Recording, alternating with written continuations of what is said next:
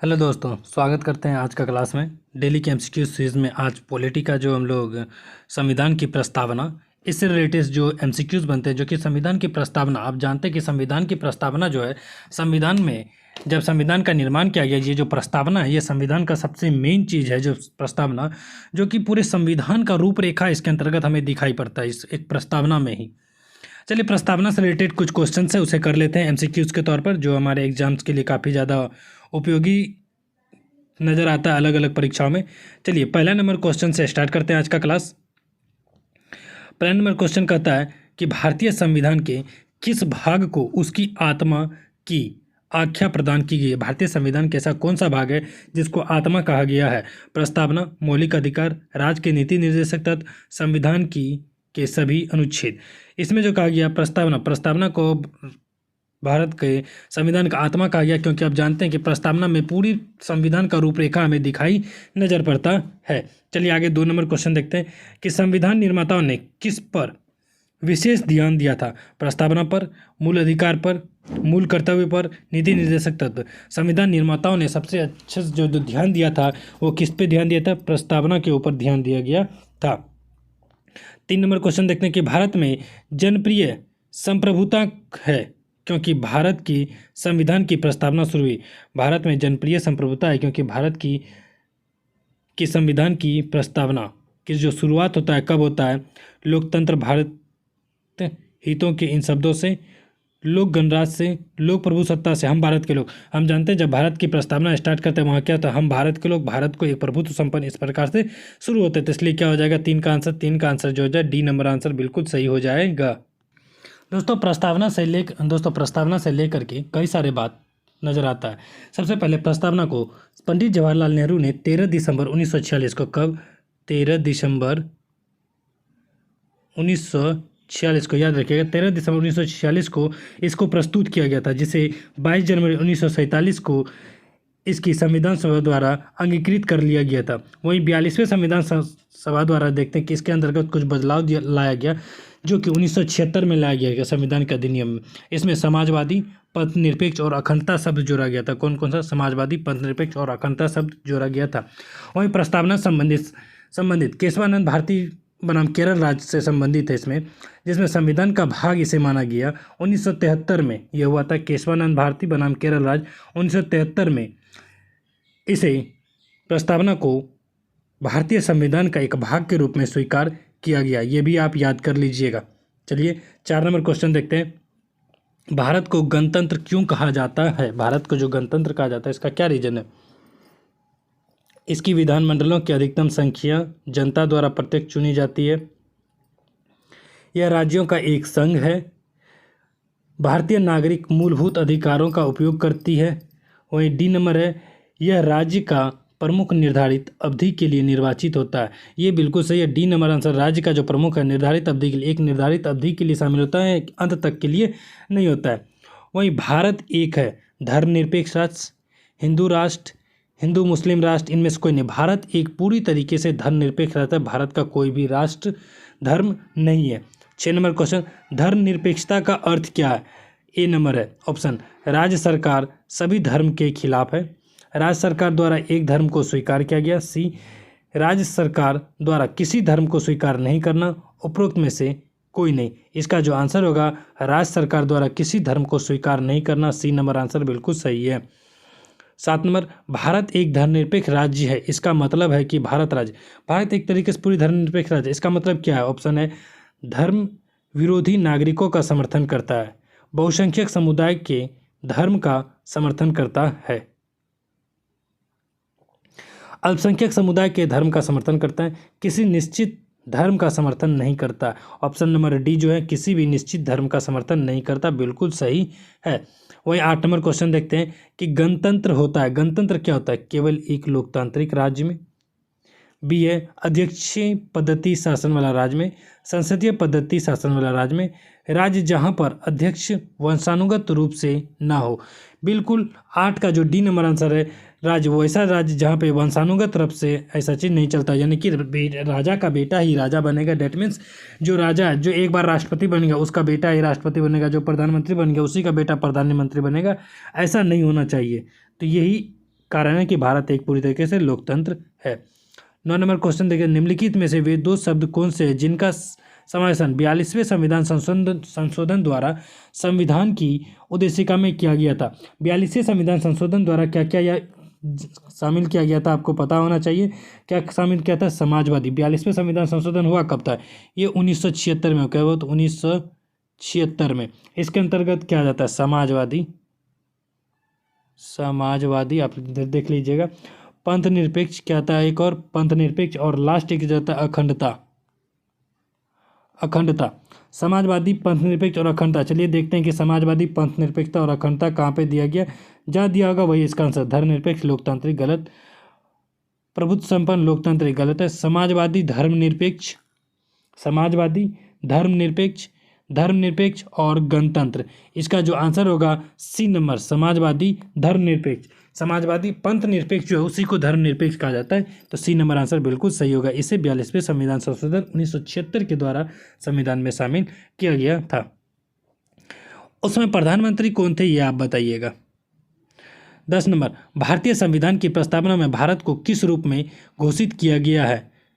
ए है सार्वभौम प्रजातांत्रिक गणतंत्र में, बी है एक समाजवादी प्रजातांत्रिक गणतंत्र में, सी है एक प्रभुत्व संपन्न समाजवादी धर्मनिरपेक्ष प्रजातांत्रिक गणराज्य में, और डी है इनमें से कोई नहीं। इसका जो आंसर होगा सी नंबर आंसर, एक प्रभुत्व संपन्न समाजवादी पंथ निरपेक्ष प्रजातांत्रिक गणराज्य में। सी नंबर आंसर बिल्कुल सही है। फ्रेंड्स, आप सभी को बता दें कि हम लोग डेली एमसीक्यू के सीरीज के जो क्लास लाते हैं, इन एमसीक्यूज क्लास में आपको डिफरेंट एग्जाम्स, अलग अलग जो परीक्षा हो रहा है उसमें जो आपको यहाँ से डायरेक्ट या इनडायरेक्टली यानी कि मिलता जुलता प्रश्न आपको देखने को मिल सकता है। हमारा जो क्लास है बहुत ही अच्छे तरीके से क्वेश्चंस को सेट किया जा रहा है, यानी कि आपको जितने भी क्वेश्चन हैं लगभग यूपीएससी, बीपीएससी या फिर आरआरबी, इन सभी से रिलेटेड क्वेश्चन है। ये क्वेश्चन आपको किसी भी एग्जाम में मदद करेगा, चाहे वो बिहार एसएससी हो, एसएससी हो, एसएससी सीएचएसएल हो, सीजीएल हो, बिहार एसएससी हो, या फिर किसी भी स्टेट का एसएससी एग्जाम्स हो, या फिर किसी भी स्टेट पीसीएस हो, सीटेट एग्जाम, बीपीएससी टीचर का एग्जाम, उन सभी एग्जामों के लिए ये जो क्लास है आपको बहुत ही लाभदायक सिद्ध होगा। आप एक बार करें, आपको देखिए कि आपके अंदर सुधार आता है कि नहीं। चलिए आगे बढ़ते हैं। 11 नंबर क्वेश्चन कहता है कि भारत एक गणतंत्र है, इसका अर्थ क्या है? भारत एक गणतंत्र है, इसका मतलब क्या है? सभी मामलों में अंतिम अधिकार जनता के पास है। भारत में संसदीय शासन व्यवस्था है। भारत में वंशानुगत शासन नहीं है। तो इसका सबसे अच्छा आंसर क्या हो जाएगा? अगर देखिए यहाँ पे बहुत सारा आंसर है जो कि बैठ सकता है, लेकिन अगर सबसे सटीक आंसर देखा जाए तो वंशानुगत शासन नहीं है। यही एक विशेषता है जो यहाँ पे दर्शा रहा है। निम्नलिखित में से कौन सा शब्द भारत के संविधान की उद्देशिका में नहीं है? इनमें से कौन सा शब्द है जो भारत के संविधान की उद्देशिका में नहीं है? समाजवादी, पंथ निरपेक्ष, प्रभुत्व संपन्न, लोक कल्याण। यह जो लोक कल्याण शब्द है ये भारत की उद्देशिका में बिल्कुल नहीं है, इसलिए आंसर यही हो जाएगा। चलिए 13 नंबर, कल्याणकारी राज्य का उद्देश्य। कल्याणकारी राज्य का उद्देश्य क्या है? अधिकतम संख्या का अधिकतम कल्याण सुनिश्चित करना, कमजोर वर्गों का कल्याण का प्रबंध करना, सभी नागरिकों को स्वास्थ्य सुविधाएं प्रदान करना, उपयुक्त में से कोई नहीं। इसका जो आंसर है आप बी नंबर आंसर देखेंगे, कमजोर वर्गों का कल्याण का प्रबंध करना। जो भी कमजोर वर्ग है, सामाजिक सामाजिक एवं राजनीतिक रूप से जो कमजोर वर्ग है, इनके लिए एक अलग प्रकार से इनका संरक्षण और इनका कल्याण करने के लिए अलग अलग प्रकार की योजनाएं चलाई जा रही है। आप जान रहे हैं अभी कई सारे योजनाएं चलाई जाती हैं इनके लिए। चलिए स्टार्ट करते हैं, आगे देखते हैं। 13 नंबर के बाद 14 नंबर क्वेश्चन देखते हैं कि भारत को एक गणराज्य मुख्य रूप से माना जाता है क्योंकि भारत को एक गणराज्य माना जाता है, क्यों माना जाता है? राज्याध्यक्ष का चुनाव होता है। बी है उसे 15 अगस्त 1947 को स्वतंत्रता मिली थी। उसका अपना लिखित संविधान है। उसकी सरकार संसदीय प्रणाली के अनुसार है। इनमें से क्या होगा आंसर? जो ए नंबर आंसर आप देखते हैं कि राज्याध्यक्ष का चुनाव होता है। चुनाव तो यानी कि जनता के द्वारा राज्य के अध्यक्ष का चुनाव होता है, ये नहीं कि कोई भी बन जाता है। चलिए 15 नंबर क्वेश्चन देखते हैं। भारतीय संविधान, वहाँ पे गलत हो गया, यहाँ पे थोड़ा सा आप सुधार लीजिएगा। भारतीय संविधान की प्रस्तावना के सिलसिले में निम्नलिखित में करी सही है? कौन सा करी सही है? गणतंत्र, जनवादी, धर्मनिरपेक्ष, समाजवादी, सार्वभौमिक, सत्ता संपन्न। सी है सार्वभौमिक, सत्ता संपन्न, जनवादी, धर्मनिरपेक्ष, समाजवादी, गणतंत्र। बी है सार्वभौमिक, सत्ता संपन्न, समाजवादी, जनवादी, धर्मनिरपेक्ष, गणतंत्र। डी है सार्वभौमिक सत्ता संपन्न, समाजवादी, पंथ निरपेक्ष, जनवादी, गणतंत्र। डी नंबर आंसर बिल्कुल सही है। 16 नंबर क्वेश्चन देखते हैं कि संविधान की प्रस्तावना में प्रयुक्त सेक्युलर का अर्थ है, संविधान में जो सेक्युलर शब्द है इसका मतलब क्या है? सभी नागरिकों को धर्म एवं उपासना की स्वतंत्रता, एकेश्वरवाद, बहुदेववाद, सभी धर्मों की अस्वीकृति। 16 नंबर क्वेश्चन जो है इसका ए नंबर, सभी नागरिकों को धर्म एवं उपासना की स्वतंत्रता, यानी कि सभी नागरिक अपने अनुसार किसी भी धर्म को अपना मान सकते हैं, प्रचार प्रसार कर सकते हैं, इसका अधिकार जो दिया गया है ये हमें सेक्युलर से प्राप्त होता है। सब अपने इच्छा अनुसार ये चीज़ कर सकते हैं। चलिए 17 नंबर क्वेश्चन देखते हैं। धर्मनिरपेक्ष सेक्युलर भारत की संविधान की प्रस्तावना में जोड़ा गया यह था, इसके विषय में निम्नलिखित कथनों में कौन सही है? यह वर्ष 1976 में जोड़ा गया। दूसरा, यह 44वें संविधान संशोधन द्वारा जोड़ा गया। तीसरा है ये 42वें संविधान संशोधन द्वारा जोड़ा गया। और 4 है यह मूल प्रस्तावना में था। आपको बता दें धर्मनिरपेक्ष भारतीय संविधान के मूल प्रस्तावना में नहीं था, यह 42वें संविधान संशोधन 1976 को जोड़ा गया था। कब? ये हो जाएगा और ये हो जाएगा, यानी कि ये दोनों आंसर जो सही है। आप देखिए कौन सा कूट दिया गया, 1 2 1 3, केवल 4 और केवल 3। तो यहाँ आंसर कौन है? 1 और 3, 1 और 3 जो बिल्कुल आंसर हो जाएगा। आपको बी नंबर दिख रहा है, 1 और 3। भारतीय संविधान की प्रस्तावना में निम्नलिखित, भारतीय संविधान की प्रस्तावना में लिखित हम भारत के लोग से क्या उत्तर, उसमें जो लिखा हुआ है we the people of India, we the people of India, इसका क्या अर्थ निकलता है? भारत गणराज्य की प्रभुसत्ता जनता में निहित है, संविधान का निर्माण भारत की जनता द्वारा हुआ है। वहीं देखते हैं सी, संविधान निर्माता भारत की जनता के प्रतिनिधित्व करते हैं, भारत का संविधान भारत की जनता की सहमति पर आधारित है। इसका जो आंसर होगा बी नंबर आंसर हो जाएगा। संविधान का निर्माण भारतीय जनता के द्वारा चुने गए प्रतिनिधि से हुआ है, तो इसको डायरेक्ट मान सकते हैं भारतीय जनता के द्वारा हुआ है। चलिए आगे देखते हैं 19 नंबर, समाजवाद का अर्थ क्या है? सामाजिक नियंत्रण, राष्ट्रीयकरण, सामाजिक न्याय और सामाजिक स्पर्धा। समाजवाद का क्या अर्थ निकलता है? समाजवाद का अर्थ जो होता है सामाजिक न्याय, ये होता है समाजवाद का अर्थ सामाजिक न्याय। फ्रेंड्स, अगर आपको ये वीडियो अच्छा लगता है तो एक बार कमेंट में ज़रूर बताइए कि आपको कैसा लगा ये क्लास, ताकि हमारे अंदर भी एक एनर्जी आए कि हाँ आप लोगों को हमारे द्वारा दिया गया क्लास बहुत ही अच्छा लग रहा है या फिर अच्छा नहीं लग रहा है, इसमें क्या सुधार की ज़रूरत है। और आप इस क्लास को अगर आपको पसंद आ रहा है तो आप अपने दोस्तों के मित्रों के साथ भी इसे शेयर जरूर करें। चलिए 20 नंबर क्वेश्चन देखते हैं कि 42वें संविधान संशोधन द्वारा प्रस्तावना में निम्नलिखित में से कौन सा शब्द जोड़ा गया? 42वें संविधान संशोधन द्वारा क्या जोड़ा गया था? लोकतांत्रिक, न्याय, समाजवाद, राजनीतिक। 42वें संविधान के तहत हम लोग देखते हैं कि समाजवाद शब्द को जोड़ा गया है। देखते हैं ना, समाजवादी, पंथ निरपेक्ष, अखंडता।